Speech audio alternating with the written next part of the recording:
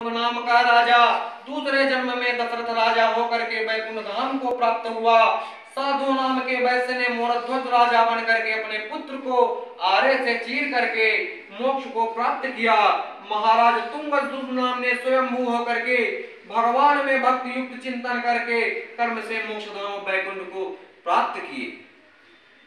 मोरध्वज नाम के जो एक राजा थे, उन्होंने अपने पुत्र को, एक शिकारी था और भगवान सोचे कि यह तो बहुत बड़ा दानवीर है, बहुत बड़ा दानी है, क्यों ना इसकी परीक्षा लिया जाए। भगवान भक्त की परीक्षा भी लेते हैं। ये जो बनिया था बहुत ही कष्ट से पुत्र प्राप्त हुआ था, दूसरे जन्म में मोरध्वज नाम का राजा हुआ। तो भगवान सोचे कि ये तो बहुत कंजूस था, अब इसकी परीक्षा ले लेते हैं, इस जन्म में कुछ बदलाव हुआ क्या। ऐसा ही एक पुत्र था, भगवान शिकारी बन गए और एक पक्षी बन करके चल दिया और पक्षी को पीछे पीछे लग गए। भगवान धनुष बाण लेकर के वह पक्षी मोरध्वज राजा के सम्मुख पहुंचा, उनके आसन में उनके चरणों पर गिर पड़ा और बोला कि हे महाराज, मेरे प्राण की रक्षा करो।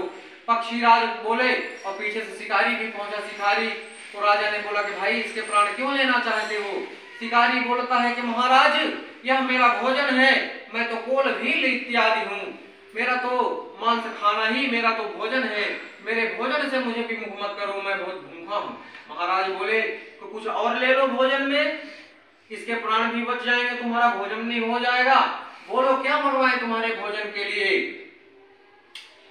वो कहने लगा कि नहीं, मैं तो अपने पसंद का ही भोजन करूंगा, मैं तो कोल भी हूँ, शिकारी हूँ, मैं तो मांस ही खाता हूँ, मांस ही खाऊंगा।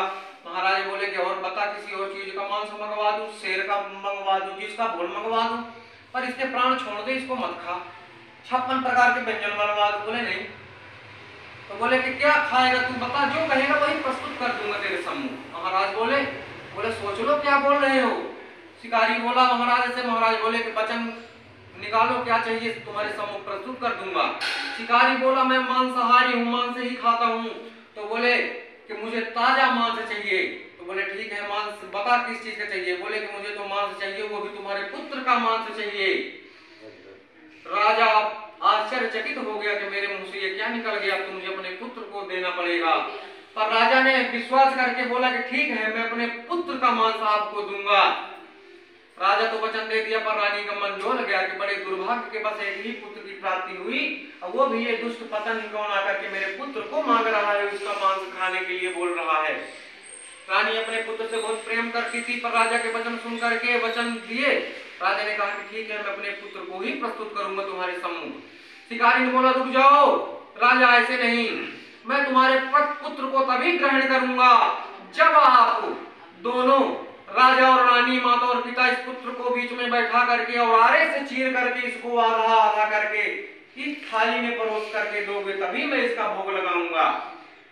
राजा तो कुछ हिम्मत किया, लेकिन रानी का हृदय पसीज गया और राजा बोले ठीक है, मुझे आपका वचन स्वीकार्य है। राजा ने आरा मंगवा करके अपने पुत्र को बीच में बैठा करके, एक तरफ रानी और एक तरफ राजा ने, दोनों ने अपने पुत्र को चीर करके उस शिकारी के सम्मुख प्रस्तुत कर दिया कि भोग लगाओ।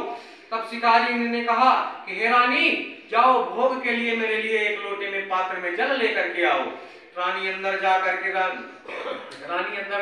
जा करके अब बोली कि आरे से चीरते वक्त तुम्हारे आंख से आंसू भी नहीं निकलना चाहिए, और अगर आंख से तुम्हारे आंसू निकल गए तो फिर मैं इसको का भोग ग्रहण नहीं करूंगा। ऐसा कठोर वचन को मानते हुए और रानी को आदेश दिया कि जाओ रानी, भोग के लिए अपने पुत्र को आवाज दो, मेरे लिए पानी लेकर के आए। रानी रोने लगी, बोली कि हे महाराज, आप कैसे हो गए हो, तुम्हारे ही सामने हमने अपने पुत्र को आरे से चीर करके आपके सम्मुख प्रस्तुत कर दिया, अब तो मेरा पुत्र चला गया इस दुनिया से। तो बोली कि रानी जाओ, मेरी आज्ञा का अवहेलना मत करो। रानी की सुंदर वचन को सुन करके रानी अंदर जा करके अपने पुत्र का नाम लेकर के, आवाहन लेकर के आवाज लगाई कि जाओ पुत्र, जल ले आओ भोग लगाने के लिए। और जैसे ही रानी ने आवाज लगाई, पुत्र एक लोटे में जल लेकर के दौड़ता हुआ अंदर से निकल पड़ा। रानी और राजा प्रसन्न होकर के खुश हो गए। शिकारी अपने ओरिजिनल भेष में प्रस्तुत हुए और बोले कि हे मोरध्वज नाम के राजा, तुम्हारे वचन से, तुम्हारी प्रतिज्ञा से, तुम्हारे दान से मैं प्रसन्न हूँ। आज तक तुम्हारे जैसे राजा न कोई हुआ है और न इस धरती पर होगा। मैं हे राजन, मैं तुम्हारे दान से प्रसन्न हूँ, मांगो क्या वर मांगना है।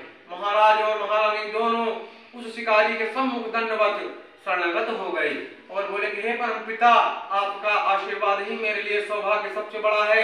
आशीर्वाद भगवान का प्राप्त करके भगवान विष्णु का और भगवान अंतर्ध्यान हो गए। आज पंचमो अध्याय संपन्न। बोले वृंदावन बिहारी लाल की।